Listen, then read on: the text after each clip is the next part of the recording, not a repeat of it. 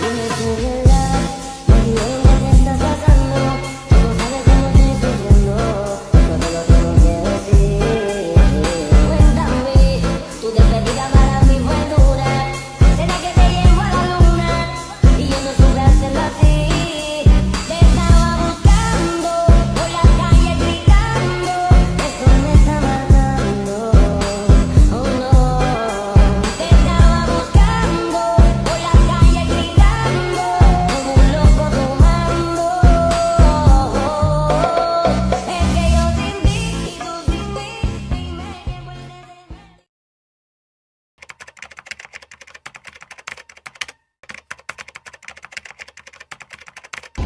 Menurut saya, berarti pendapat pribadi nih, pendapat pribadi saya mengenai keberagaman agama ya. Kita tahu ada setidaknya 5 agama yang diakui. Terakhir adalah Konghucu yang diakui di Indonesia. Nah, agama itu menurut saya adalah suatu kepercayaan atau jalan seseorang dalam melaksanakan kegiatan religiusnya. Bahkan dalam sistem unsur budaya pun ada yang namanya unsur kepercayaan atau unsur religius, tapi berbeda dengan agama. Kalau agama itu jelas kita punya pedoman kita, bukan?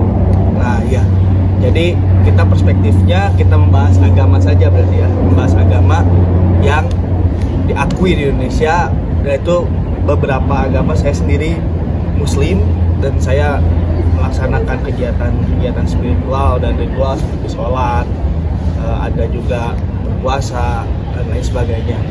Menurut saya keberagaman agama di Indonesia itu sangat bagus, maksudnya sangat baik untuk berada di tengah-tengah masyarakat. Keberagaman itu penting berada di tengah-tengah masyarakat karena kembali semboyan kami atau semboyan kita sebagai negara Indonesia itu Bhinneka Tunggal Ika, berbeda-beda tapi tetap satu. Berarti di tengah perbedaan yang bermacam-macam suku, ras, bahkan agama ini, kita harusnya bisa bersatu menjadi alat perekat dalam persatuan bangsa.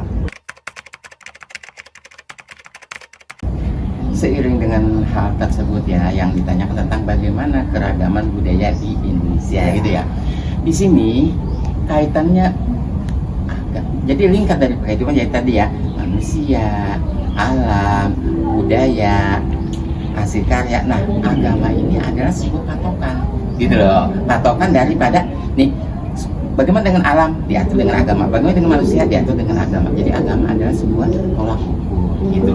Mau agama apapun itu menjadi sebuah tolak ukur. Tolak ukurnya bagaimana supaya manusia tidak menjalankan yang negatif, bagaimana menjalankan positif. Patokannya di agama.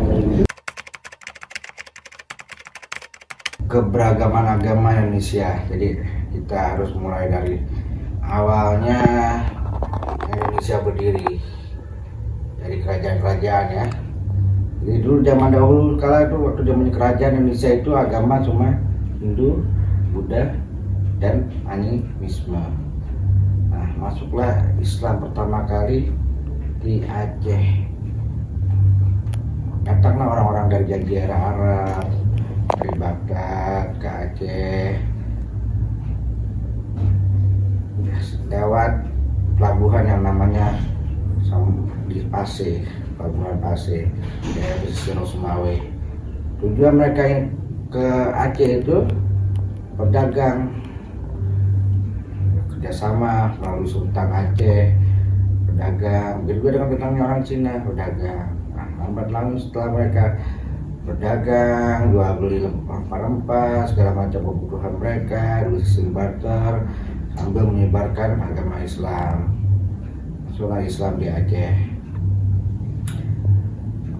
pada zaman kesultanan ya, zaman dulu. Nah, terbentuklah kerajaan Islam pertama di Indonesia namanya Samudra Pasai, atau Samudra Pasir. Kalau di Aceh Pasir itu pesisir Sumawe, daerah Sumawe. Nah, terus masuklah India di Aceh itu. Jadi Aceh itu ada Arab, Cina, Eropa, dan India. Dengan agama India, orang India masuk pun mencari rempah-rempah karena hampir sama ya budayanya dengan kita. Mereka suka makan dengan rempah, bumbu rempah. Di Aceh pun bumbu rempah juga, kari, gulai Aceh sama dengan India. Jadi perpaduan budaya antara India dengan Aceh dengan Arab. Mereka sama-sama suka makan rempah. Asal orang India menyebarkan agama Hindu. Awalnya memang India dulu, baru Arab kemudian.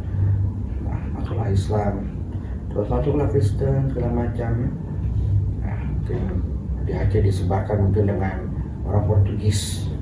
Jadi Aceh ada orang itu Eropa, ada Aceh itu ada Eropanya. Itu orang Portugis yang datang ke Aceh, tepatnya di Aceh Jaya, daerah Labno, menyebarkan agama Kristen. Jadi kita harus, sebelum kita bicara beragam budaya, beragam agama, kita harus tahu dulu inti nenek moyang kita ya Hindu, Buddha, dan Hinduisme. Masuk Islam, masuk kemudiannya, dan masuk Kristen di kemudian harinya. Menjadi hal yang sangat menarik, bahkan ini kan pendapat saya pribadi ya. Saya pun asli bukan dari Jawa Timur, saya asli dari Jawa Barat, dari Bandung, Jawa Barat. Tapi saya menjadi pamenggunya di sini, yang dimana berarti saya belum pelajari budaya lain. Dan di situ timbul rasa, oh ternyata budaya itu terbentuk dari masyarakat, dari pola pikir masyarakat, memiliki filosofi dan makna yang harus dihargai menurut saya. Dan keberagaman ini menjadi satu modal bagus.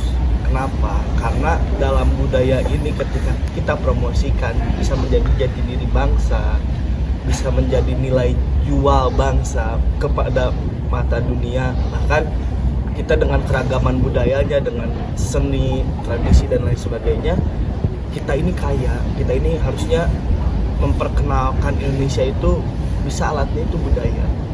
Menjadi salah satu alatnya itu budaya yang diperkenalkan ke masyarakat dunia. Banyaklah seperti angklung sudah dibawa, reog Ponorogo dari Jawa Timur juga sudah mendunia gitu. Berarti kan itu menjadi satu modal berharga sebagai bangsa, yang dimana kita bangsa berbudaya, memiliki pikiran yang luhur dan menciptakan satu kebudayaan.